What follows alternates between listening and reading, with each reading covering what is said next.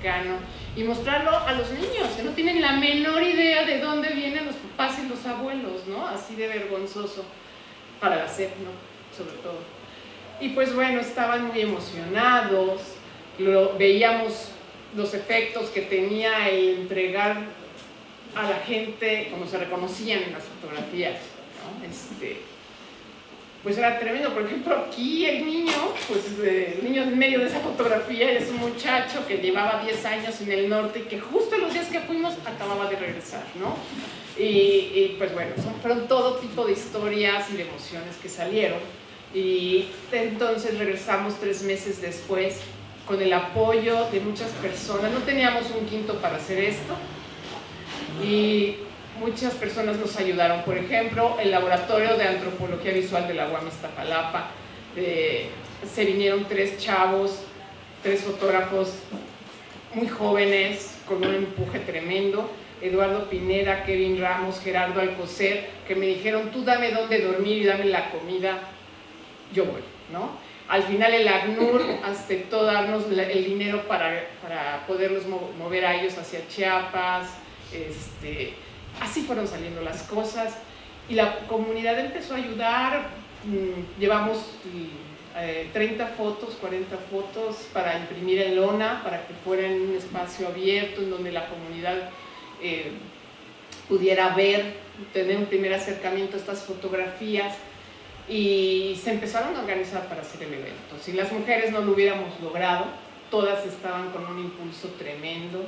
Los jóvenes del COACH, el bachillerato, ¿no? Y la secundaria, primaria, que no sabían la historia, dijeron: la queremos saber. Veían emocionados a los abuelos, entonces todos participaron con bailables, pinturas, colgando las fotos. Otras comunidades migueleñas de la Trinitaria, del municipio de la Trinitaria, llegaron. O, por ejemplo, comunidad migueleña de Guatemala, que todavía llegó, se puso guapo, se cortó el pelo ahí mismo en la comunidad, porque tenía que participar en el evento. Y sobre todo las nuevas generaciones se pusieron por primera vez el corte, ¿no? El traje. ¿Ya? ¿Son 20 minutos? ¿No? ¿Todavía no? ¿Ya casi? Ok. Entonces, este proceso es el que queremos repetir. Yo, al regresar de ese evento a San Cristóbal, me encontré con la enseñanza. Y en la enseñanza estaba vaciado. Y entré justo cuando tenías la exposición con Turó. Y yo, bueno, estaba conmovida y tuve la suerte de poder después conocerlos.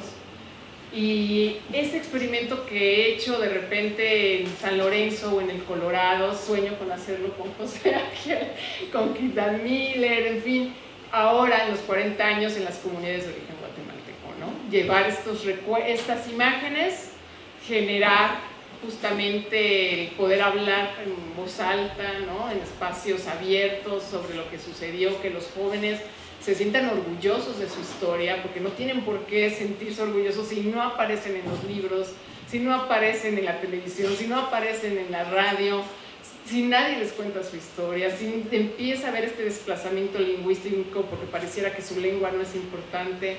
Entonces sabemos que no vamos a retroceder ese proceso quizá, pero sí plantar quizá la curiosidad en algunos de saber cuál fue su historia, de por qué tienen que estar orgullosos de lo que son, de fortalecer los lazos comunitarios, la identidad colectiva de estas comunidades, pues a través de estos eventos, ¿no? Esta fue la primera vez que se vinieron, por ejemplo, las reinas y las princesas migueleñas de San Miguel con las del lado mexicano, ¿no? En la Comunidad de la Gloria, que también ya mostraste fotos que fuimos a ver ahora con el... Bueno, no pretexto, fue un evento en el que llegó el sembrador de la Gloria, el padre Javier Ruiz, en cenizas, ¿no? Para ser enterrado ahí en la comunidad.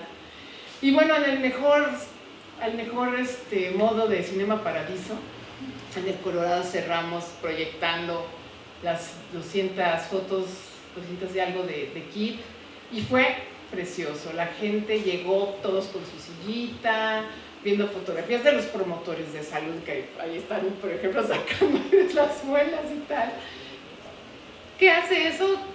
Recordarles que fueron muy fuertes, muy fuertes, ¿no? Muy organizados, muy conscientes políticamente, y que estaban, pareciera que a pesar de la miseria, la vulnerabilidad, la violencia, la tristeza, la enfermedad, eran comunidades más fuertes hace 40 años, que ahora, que están totalmente divididos por los partidos políticos y con muchos conflictos religiosos, ¿no? Entonces esperamos que, así como llegaron todos los del Colorado, en esta caravana fotográfica que queremos armar los de Batsilab y su servidora, podamos pues hacer esto, ¿no? Generar esta emoción nuevamente entre las nuevas generaciones, ¿no? Ya estamos en una tercera generación y vamos a comenzar a hacerlo. Bien, por ejemplo, él es de la comisión, era de las comisiones permanentes, ya casi acá. Don Chico, que es un cajogal, que es zacateco, tenía la comisión de llegar en Guate para ver dónde iban a colocarlos, cómo era la tierra donde iban a llegar. Obviamente fue un miliciano importante, ¿no? en la guerrilla, y yo intenté durante 3 años hablar con él. Tiene la tienda más importante de la comunidad, pero eso no era. Si él hubiera querido, me hubiera dado 5 minutos. Nunca quiso hablar conmigo del papel que él tuvo en la comunidad. Después de haber visto la proyección de fotografías, como que se le hizo una entrevista de 1h30 en Acateco, estaba emocionadísimo. O sea, con la fotografía se logró, ¿no? Lo que yo con mis técnicas etnográficas y antropológicas nomás nunca pude, ¿no? Entonces, pues bueno, ese es el trabajo. ¿Ya parece?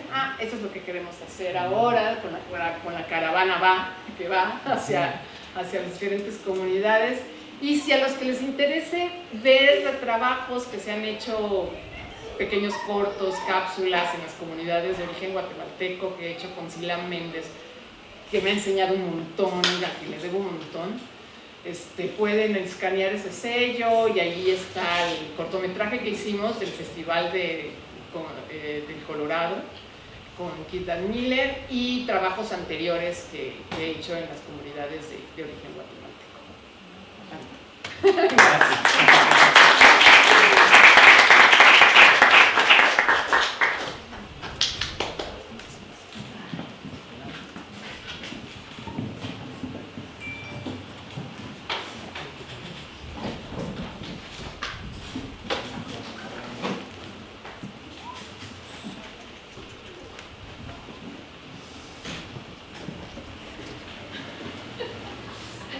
¿Quieres hacer tú el...?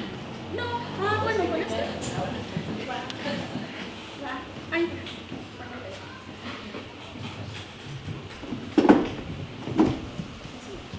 Bueno, pues muchas gracias por la invitación. Yo también me siento apoyada por bastante cerrado y por las imágenes que estamos viendo en las paredes. Yo primero quisiera explicarles por qué le puse expulsiones y no migraciones, ¿no? Y en ese sentido, un poco responde a esa inquietud personal de tratar de entender en todo este proceso por qué las imágenes que estamos viendo en las paredes, y ojalá las pudieran voltear a ver, las imágenes que imagino que ha tomado el colectivo, solo son del SAC. Somos 4. Isabel, Jacob, Carlos y yo. Y por qué esas imágenes se van repitiendo una y otra y otra y otra vez.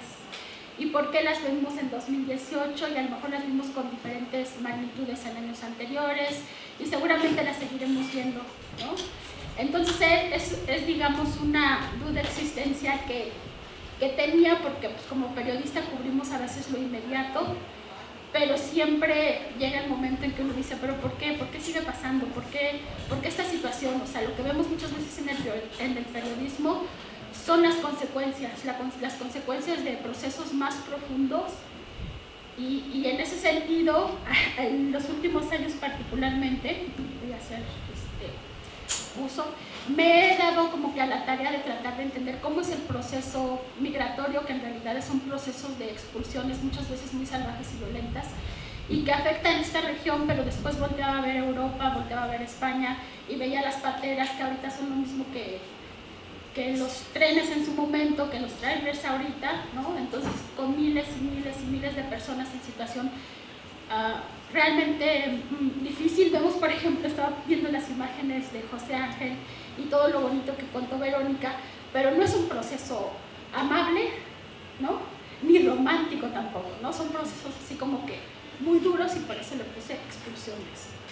El siguiente, aquí lo puedo hacer. Es un poco para tratar de entender la magnitud de esto que pudiera en determinado momento parecer estético, romántico, coyuntural, particular, y no lo es, ¿no? Es un proceso muy complicado, muy difícil, que no solo abarca esta región, sino abarca el mundo. La última cifra que la dieron a conocer apenas este mes, a mediados de este mes, pero que corresponden a las cifras del año pasado, ¿no? Hablan de que 1 de cada 100 personas en el mundo está en condición de desplazamiento forzado. Les llaman desplazados forzados porque son personas que no quieren salir de sus comunidades, de sus pueblos, de sus países, pero tienen que hacerlo simplemente para sobrevivir. Entonces esas cifras, si ustedes ven las cifras históricas que hasta este momento tienen, pero pues podemos hacerlas, al menos yo ubico los últimos 20 años, aún así, si los vemos en los últimos 10 años, que es lo que está ahí manifestado, pues vamos a ver de que pasó de 30 millones a 100 millones en solo una década. Eso nos da una evidencia muy contundente de la situación que están viviendo millones de personas en el mundo, que están saliendo expulsadas de sus países y están en situación de desplazamiento forzado. También aquí hay que decir que esas cifras corresponden únicamente a la categorización de desplazamientos forzados, que son, según los estatutos del ACNUR y tratados internacionales, las personas cuya vida está en riesgo porque viven en situaciones de guerra, persecución política, religiosa, etc., pero no consideran a los migrantes expulsados por cuestiones económicas, ni los migrantes expulsados ahorita por cuestiones climáticas, que están multiplicando esta cifra en mucho mayor medida, además de que esta cifra de 100 millones de personas solo se refiere a quienes se autorreconocen ante una institución para solicitar ya sea el estatus de refugiado y poder tener acceso a ciertas garantías. Pero simplemente si nosotros vemos en general las cifras, pues es devastador que si ahorita estamos, qué sé yo, 50 personas aquí y a lo mejor 50 alrededor, 1 de cada nos encontramos a quien tiene que salir de manera forzada de sus países por esta razón, simplemente por sobrevivencia, ¿no?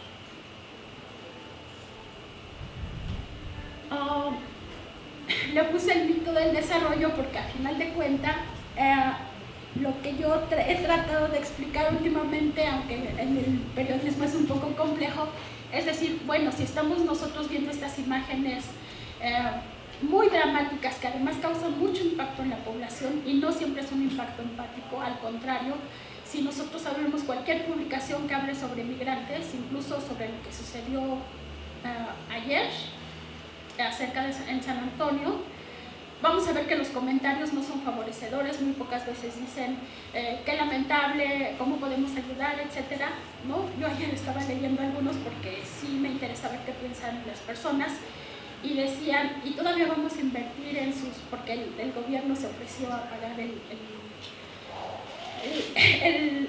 retorno de los cuerpos, entonces algunos comentarios eran, y todavía tenemos que pagar su retorno, o sea, fue una decisión mala la que tomaron. Entonces yo dije, wow, o sea, realmente habla de cómo las personas estamos viendo la migración y cómo estas imágenes que vemos alrededor, que pueden parecer románticas, estéticas, impactantes, están provocando efectos muy contraproducentes en la población. Ese es como que motivo de otro tema, pero que provocan lo que le llamamos xenofobia, porofobia, ¿no? Que es el rechazo hacia la población migrante y que nosotros la podemos ver simplemente aquí en San Cristóbal, cómo reaccionamos ante quienes ya están aquí tratando de asentarse, porque vamos a ver más adelante, hay una política de contención. Entonces, este mapa me parece muy significativo, nos indica que de los aproximadamente 100 millones de personas en situación de desplazamiento forzado en el mundo, 18 millones están en esta región y les repito, si sumamos las que no están contabilizadas estaríamos hablando de un muchísimo mayor número de personas migrantes y la mayoría de estos 18 millones de personas pasaron por esta región de una u otra manera, ¿no? Porque son los migrantes que vienen del sur, del centro y de Centroamérica, y últimamente migrantes que cuando les cerraron el paso de la manera brutal, que ustedes pueden ver con las imágenes de las pateras en Europa, que son estas embarcaciones que pueden estar formar meses sin que ningún país los reciba, ¿no? Buscaron las otras rutas, es decir, buscaron ya no llegar a Europa, sino llegar a Estados Unidos, y lo están haciendo también a través de la frontera sur, y por eso, por ejemplo, los que son más visibles son los afrodescendientes, que pueden venir de Haití, pero también están viniendo los de África. Tuvimos unos grandes grupos de personas provenientes de África. Es decir, esta frontera se está convirtiendo en un foco muy importante para la accesibilidad a ciudades o a países con aparentemente mejores condiciones de vida, lo cual también es un mito, pero que finalmente están reflejando que algo en el mundo está fallando, ¿no? Y que tenemos, desde mi perspectiva, que mirar la causa que está provocando esta migración y no quedarnos solo en la consecuencia, que son estas imágenes de lo que fue el tren, lo vamos a ver más adelante, o de lo que son los trailers, o de la otra enésima caravana que está pasando, ¿no? Sino que realmente está provocando esta situación. Hay bastante literatura y hay especialistas muy aplicados incluso aquí en Chiapas, que han estado tratando de entender qué es lo que origina, cuáles son las causas que origina estas imágenes, les repito, cada vez más reiteradas, cada vez más grandes. Y bueno, esta autora que recién me regalaron este libro, que se llama Saskia Sassen, que tiene un libro que publicó en 2015, ella es una holandesa que trató de explicar esto, de explicar las causas que realmente están originando la migración, y ella utiliza un término que me parece muy adecuado, ¿no? Donde habla de estos motivos de las expulsiones y remite como que estas 4 categorías que finalmente son resultado del proceso o del modelo de desarrollo que estamos viviendo y que nos parece absolutamente normal porque no conocemos otro, ¿no? O porque no nos hemos dado a la tarea de explotar otro, o de explorarlo, o de intentarlo, aunque por fortuna aquí en Chiapas hay algunos grupos cuestionados o no que sí lo hacen, ¿no? Pero es un modelo de desarrollo extractivista, ¿no? Basado en la acumulación de capital, basado en las competencias y basado en el avasallamiento del prójimo, ¿no? ¿Y cómo podemos ver si esta política de desarrollo, este modelo de desarrollo está funcionando? Pues simplemente lo vemos en el momento ahorita mismo que estamos viviendo, ¿no? Vemos el fracaso del modelo de desarrollo en el número de personas que están saliendo de sus países de manera forzada por estos motivos. Podemos ver la migración por violencia política, que es un poco lo que se vive en Venezuela o lo que se vivió en Guatemala, en lo que nos narraba José Ángel, ¿no? Ese es uno de los motivos que son quizá los más visibles o los más mediáticos. Pero también está la otra violencia social, que también es producto de los desequilibrios, creo yo, económicos, de la desigualdad social, y que es cuando los propios habitantes atacan a sus propios compañeros o sus propios vecinos o las comunidades vecinas. Lo vemos mucho en Chiapas cuando una comunidad o un pueblo intenta hacerse de recursos y para eso tiene que pasar por sobre los demás y expulsarlos, y en fin se crea una situación de violencia social muy grande. También lo vimos o lo vemos con las situaciones de las pandillas en Centroamérica, donde yo no creo que ninguna persona haya elegido ser pandillero o pandillera, ¿no? Las circunstancias los llevaron a ser y a intentar vivir o sobrevivir de esa manera, ¿no? Entonces se da esa situación donde las pandillas también se están convirtiendo en expulsores, pero repito, por estas circunstancias que a ellos mismos los llevaron a ser pandilleros o pandilleras. Está la migración económica, que es cuando ya no hay medios de vida, cuando ya no tenemos trabajo, cuando por más que lo intentemos, pues esto no resulta, ¿no? Que no está considerada entre las situaciones que meritan, por ejemplo, ser considerada como refugiado, ¿no? O sea, alguien que diga, pues no tengo trabajo y no tengo que darle de comer a mi familia, necesito refugio, pues simplemente te dicen no, ¿no? Tu vida no está en riesgo, aunque todos sabemos que sí, que muchas veces sí, es el fondo de muchos de los riesgos. Y están los otros migrantes, los climáticos, que son los hasta ahorita menos visibles, pero los que van a ser muchísimo más visibles, ¿no? A medida que nos acercamos. Hablamos en la comida en este punto cero en el que los ambientalistas, las organizaciones y los países ya nos están gritando, ¿no?